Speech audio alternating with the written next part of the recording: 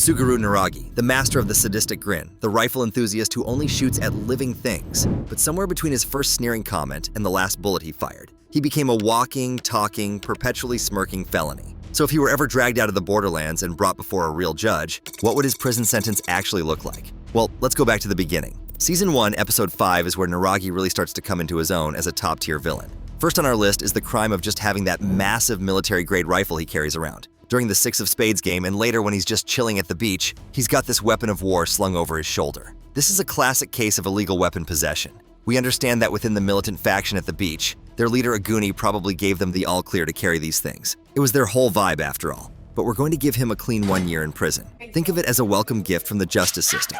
Of course, a guy like Niragi isn't just going to possess a weapon, he's going to use it for the most pointless and cruel reasons imaginable. Case in point, while he's on that swinging ship ride, what does he do? He starts shooting birds out of the sky. This is textbook animal cruelty. So for being a menace to wildlife, we're going to tack on another 6 months to his stay. Now we get to the part where Niragi starts terrorizing people. When Aguni sends him to go fetch Usagi, he doesn't just walk up and say, "Hey, the boss wants to see you." Instead, he strolls up and utters the line, "The boss wants to taste you." First, that is a crystal clear case of sexual harassment. It's unwanted, it's sexually suggestive, and it's designed to make her feel uncomfortable and threatened. We're giving him 3 months for that alone, but it's also a criminal threat. For that little gem of a sentence, we're handing him a solid 3 years. He needs to learn that his words have serious consequences. Naturally, Arisu, being the hero of our story, steps in to defend Usagi. This, of course, does not sit well with the powers that be. Aguni, not one for being challenged, gives a simple order to Niragi: break Arisu's legs. The man happily complies. He grabs Arisu and starts dragging him away, fully intending to shatter his legs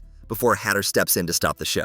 First, because Hatter intervened, the leg breaking didn't actually happen. This makes it an attempted assault resulting in actual bodily harm, so we're slapping him with 3 years. However, the simple act of grabbing Arisu and physically dragging him against his will is in itself an assault. We'll add another 6 months for that. But the moment Niragi heard the order from Aguni and agreed to carry it out, they formed a pact. They entered into an agreement to commit a violent crime. That is conspiracy, regardless of whether it succeeds. So we're hitting him with a hefty 14 years. Teamwork makes the dream work, but in this case, the dream lands you in prison for a very, very long time. Moving on to episode 6, things really start to go off the rails at the beach. Following the confirmation of Hatter's death, Niragi immediately makes a power play for the militant faction. During the executive meeting to appoint a new leader, he decides that democracy is overrated. He wants Aguni in charge, and he's going to make it happen, whether anyone likes it or not. He pulls out his trusty rifle and uses it to threaten Mira, Chishiya, and Arisu, forcing them to vote for Aguni. This is coercion, plain and simple. We see multiple counts of this, but we'll bundle it together and give him 5 years. But he points his rifle directly at each of them. That elevates the crime significantly to aggravated assault with a deadly weapon. He does this to 3 different people, so that's 3 separate counts. We're giving him 10 years for each count. That's a whopping 30 years right there. His actions and words also constitute multiple counts of criminal threat and intimidation. He's making it abundantly clear that if they don't comply, he will hurt or kill them. We'll add 3 years for each of those counts, so another 9 years go onto the pile. And then, as if all that wasn't enough, when Mira dares to object, Niragi walks over to Hatter's dead body, beats it, and then spits on it. He does this to prove Hatter is really dead and, more importantly, to psychologically dominate everyone in the room. This is a disgusting act of disrespect, and it's also a crime. Desecration of a corpse. For that vile display, we're adding 1 more year to his sentence. After the sham election, Chishiya sells out Arisu and Usagi, leading Niragi and his goons right to them in Hatter's suite. Niragi takes this opportunity to beat Arisu until he's completely unconscious. This is assault resulting in actual bodily harm, and it's a serious one. We're going to sentence him to 3 years for that. But after knocking Arisu out, he has him tied to a chair. This is false imprisonment, and it will cost him 4 years. Then comes the psychological torture. As Arisu is tied up and helpless, Niragi leans in and tells him that he's going to be left there to die from the visa expiration laser. And while that's happening, Niragi says he's going to go have fun with Usagi. For that, we're adding another 3 years. Now for one of the darkest scenes in the entire season.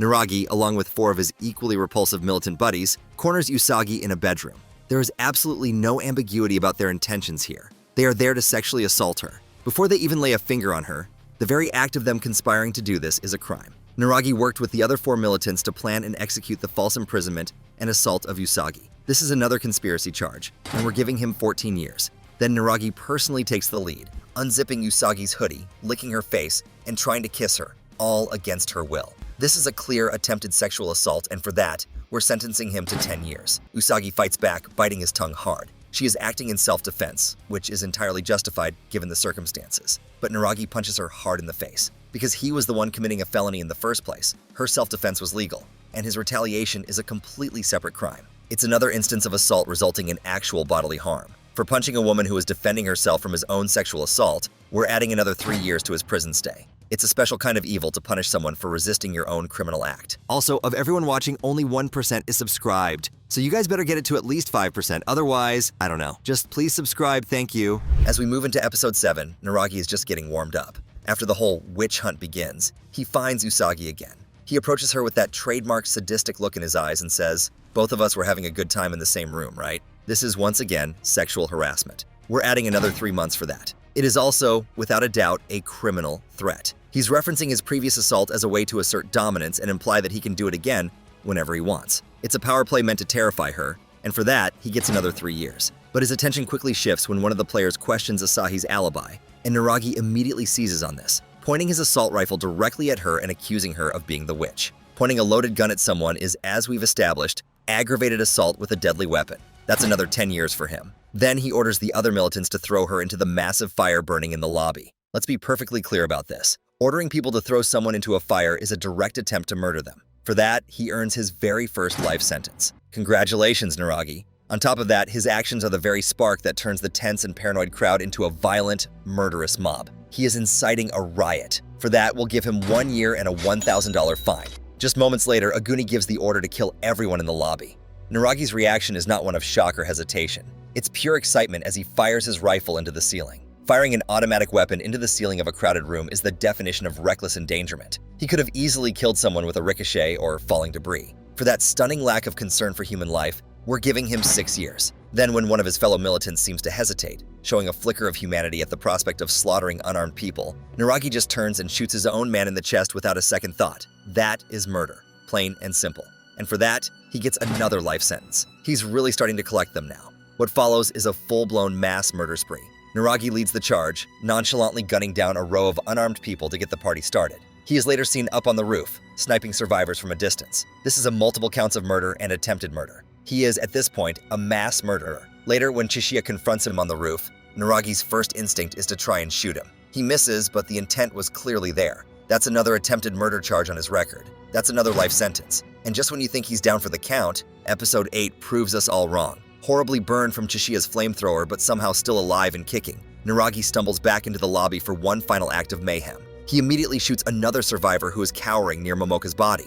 That's another murder and another life sentence. Then he grabs a torch and throws it into the room, setting the entire hotel ablaze. He screams his intention to burn everything and everyone down. This is arson, and on a massive scale. For that, he gets 10 years and a hefty $25,000 fine. To close out his spectacular run in Season 1, he opens fire on the few remaining survivors. Arisu and Usagi try to stop him, but he fights them off. This physical altercation is a simple assault charge, so we'll add 1 more year for that. He then aims his gun to execute both Arisu and Usagi, only to be stopped at the last second by Aguni, who tackles him out a window. This final act is, of course, multiple counts of attempted murder. He tried to kill Arisu. He tried to kill Usagi. He even tried to kill Aguni in their final struggle. That's at least 3 more life sentences to add to his staggering collection. Now let's fast forward to Season 2. After surviving being set on fire and tackled through a window, Niragi is back, and he's arguably even more unhinged. In Episode 2, during the King of Clubs game, Niragi's delightful personality is on full display. After the team suffers a setback, he aggressively lashes out at Tata, blaming him, screaming at him, and calling him Kasu, which means scum or trash. We're charging him with intimidation. That's another 3 years for him. Later in the game, he needs to distract an opponent, Uta. His brilliant strategic move, he spits blood directly in her face. It's a physical assault, even if it doesn't cause a serious injury. While one could try to argue he did it under duress to win the game and survive, we're not buying it. And for that, he gets 3 months. Then to clear a path for his teammate, he electrocutes another player, Maki, to incapacitate him. That's a clear case of assault resulting in actual bodily harm. We're tacking on another 3 years for that, but the worst is yet to come. Near the end of the episode, he slams Usagi against a container, throws her to the ground, and begins to suffocate her, all while referencing his previous assault on her at the beach. As if that wasn't enough, he then smashes her head against the asphalt. Strangulation is a direct attempt to kill.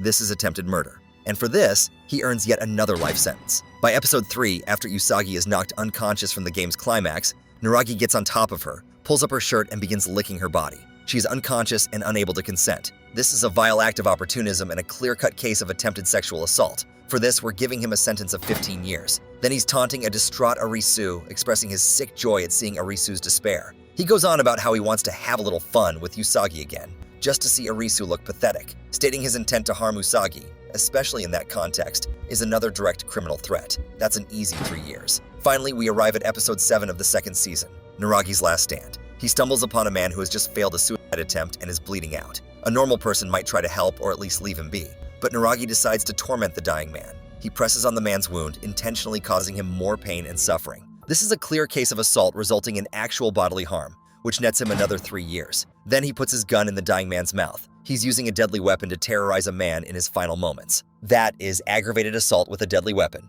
and it will cost him 10 years. Soon after, he spots Arisu and Chishiya and immediately opens fire. He manages to shoot Chishiya. That's another count of aggravated assault with a deadly weapon, and another 10 years. He then tries to force Arisu and Chishiya into a battle royale, a murder game for his own amusement. He's using the threat of death to force them to participate against their will, which is coercion. That's 5 more years. By initiating a gunfight, he's also creating an incredibly dangerous situation for everyone, which is reckless endangerment. We'll add 6 years for that. To force Arisu to participate, he shoots at his feet. This is yet another count of aggravated assault with a deadly weapon. 10 more years go on the pile. When Usagi appears, he immediately redirects his violence toward her, shooting at her multiple times. This is another count of aggravated assault with a deadly weapon, for which he gets another 10 years. Finally, he decides her death will serve his purpose of breaking Arisu, and he pulls the trigger with the clear and explicit intent to kill her. Arisu is forced to shoot him first to save her life. This final act was a blatant attempted murder, and it earns him his final life sentence. So, after 2 seasons of relentless criminality, what's the grand total? Let's tally it all up. For his various non-murderous crimes, including assaults, threats, coercions, and everything in between, we have a staggering total of 213 years and 9 months in prison. On top of that, we have financial penalties amounting to $26,000. For all the murders and attempted murders, the massacres he led, and the lives he tried to snuff out with his bare hands, we have counted a grand total of 13 consecutive life sentences. A fitting end for a character who treated life itself as a joke. If you want to see more videos like this, click the video on the screen now.